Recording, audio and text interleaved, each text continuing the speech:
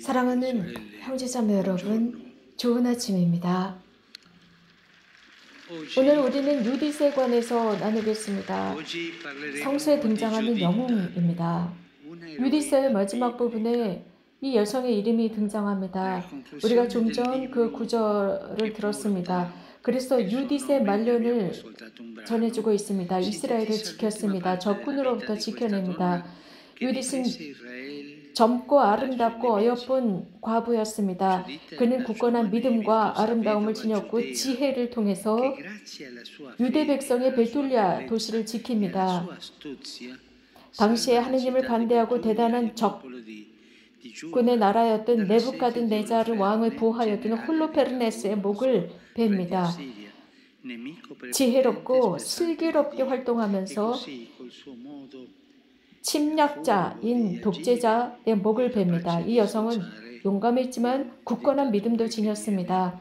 이러한 엄청난 사건 뒤에 이 주인공은 자신의 도시인 베툴레아로 돌아가서 합니다. 그곳에서 105살까지 오랫동안 살았습니다. 많은 사람이 오랫동안 열심히 일한 뒤에 여러 가지 많은 인생의 모험을 한 뒤에 집으로 돌아와서 사는 것과 같습니다. 영웅주의라고 하는 것은 대단히 위대한 모든 사람들이 관심을 갖고 있는 이런 사건 속의 영웅뿐만 아니라 유디스의 경우 홀로페르네스 독재자의 목을 베입니다. 그리고 끈기와 사랑으로 어려움에 처한 가정과 위기에 처한 공동체를 구한 것도 영웅주의입니다. 유디스는 105살 이상을 살았습니다. 특별한 축복입니다. 하지만 현대 은퇴한 뒤에 많은 분들이 오랫동안 살아가고 있습니다. 특별한 것은 아닙니다. 그렇다면 이 은퇴 생활을 어떻게 풍요하게 살아갈 수 있을까? 오늘 은퇴하고 앞으로 남은 이 많은 시간을 무엇을 하며 살아갈까? 어떻게 성숙할까? 나이야 저절로 오는 것이지만 내가 권위와 거룩함과 지혜 속에서 어떻게 내가 성숙할 수 있을까? 은퇴라고 하는 것은 그저 집에만 남아서 휴식을 지내는 것, 많은 일을 한 뒤에 휴식을 지내는 것이라는 것이 아닙니다. 이 은퇴 생활은 또한 두려움을 가져다 줍니다. 지금부터 무엇을 해야 할까? 내 인생을 무엇으로 채울까? 그동안 많은 여러 가지 일들과 많은 누리로 채웠는데 어떻게 살까? 라는 질문이 등장합니다. 내일의 노동은 관계 혹은 보수에 대한 만족, 생존, 또 내가 받았던 임무, 여러 가지 가치를 인정받았던 이런 모든 것들은 그냥 노동시간 이상의 가치를 주고 있습니다. 당연합니다. 또 손자, 손녀들을 돌보는 것도 아주 중요하지만 힘든 일이기도 합니다. 현대 할머니, 할아버지들은 가정 안에서 이 손자, 손녀들의 성숙을 위한 양육을 위한 아주 중요한 역할을 하고 있습니다. 그런데 불행하게도 요즘 어린이들이 적게 태어나고 있습니다. 그래서 부모들은 훨씬 더 멀리 살고 또 노동이나 여러 가지 근무 조건 때문에 자식들이 멀리 살고 있습니다. 그래서 가끔씩은 이런 할머니, 할아버지들에게 자식들을 맡기기보다는 살아가는데 정말 필요한 어떤 도움을 청하는 것 외에는 모든 교육을 교육제도에 맡기고 있는 실정입니다. 누군가가 아이러니하게 웃으면서 저에게 이런 말을 했습니다. 현대 할머니, 할아버지는 이런 사회적이고 경제적인 상황 속에서 매우 중요합니다. 왜냐하면 그들은 퇴직금, 연금이 있기 때문이죠. 라고 하는데 이런 식으로 생각을 합니다. 새로운 요구가 등장하고 있습니다. 그것은 친척 간의 교육 관계 속에서 그렇습니다. 그래서 전통적인, 즉 세대 간의 전통적인 이런 관계를 새롭게 쇄신해야 할 때입니다. 우리는 이런 리모델링을 위한 노력을 하고 있습니까? 아니면 그저 물질적이고 경제적인 관성 속에 살아갑니까? 세대가 함께 살아가는 것은 오래 지속되고 있습니다.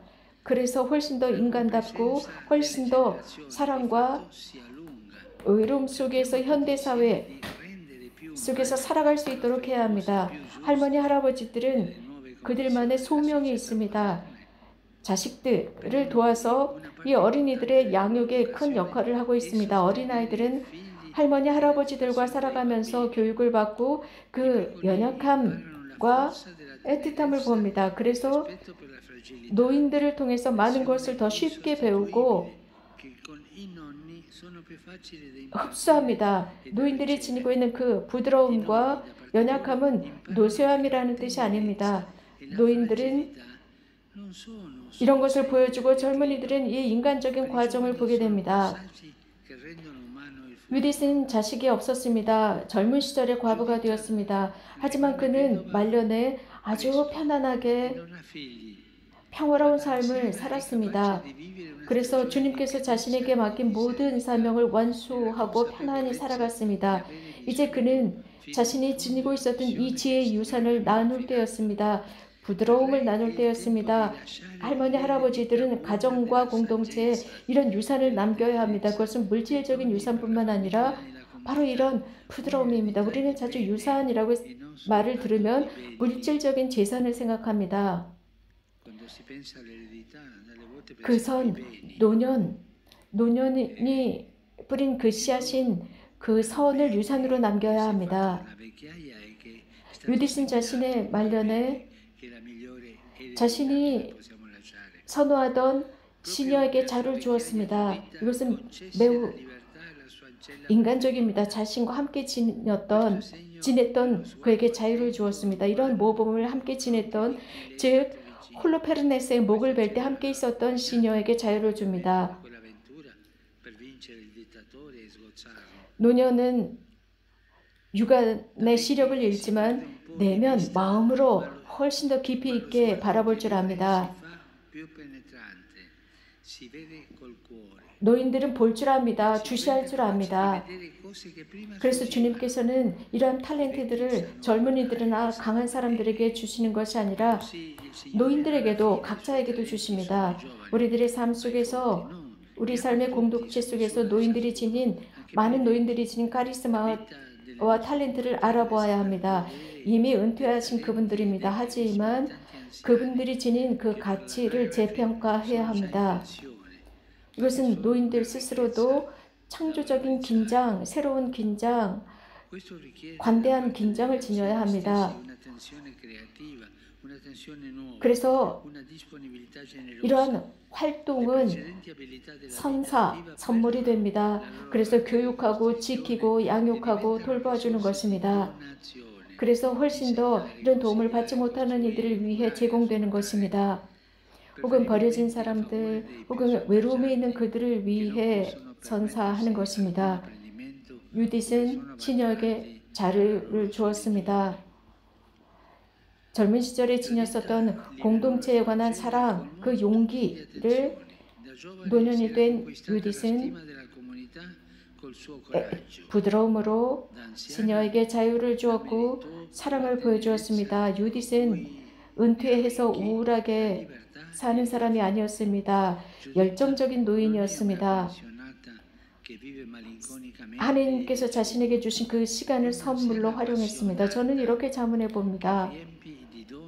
여러분들에게 말씀을 드리고 싶어요. 이 기간 유디서를 읽어보십시오. 한 10장도 넘지 않는 아주 작은 책입니다. 이 용감한 여성의 스토리를 읽어보십시오. 그리고 이렇게 부드럽게 관대하게 자신의 말년을 마치는 여성의 모습을 보십시오.